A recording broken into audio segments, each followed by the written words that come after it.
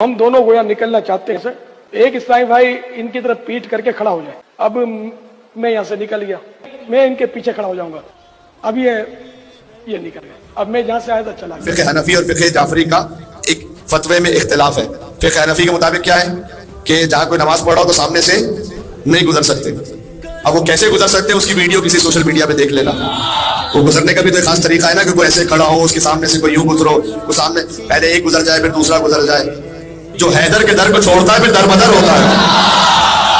تو امام ابو حنیفہ نے شکایت کی کہ اے فرزند رسول جعفر صادق علیہ السلام، آپ کے فرزند موسی کاظم وہ نماز پڑھ رہے تھے، کیسے لوگ گزر رہے تھے.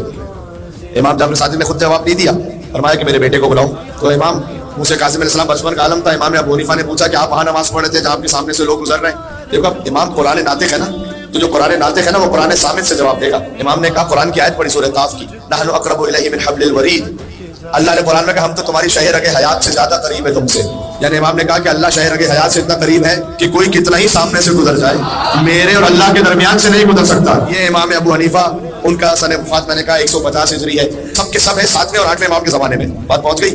لیکن ان میں سے کوئی بھی وہ نہیں کہ جو رسول اللہ سے جب حدیث بیان کرے تو یہ کہے کہ میں نے سنا اپنے بابا سے، کچھ کہنے لگا اور انہوں نے سنا ان کے بابا سے اور انہوں نے سنا ان کے بابا سے. ان میں سے کوئی ایسا نہیں، فقط 8ویں امام ہے. یہ سلسلہ سند کسی کو میسر نہیں.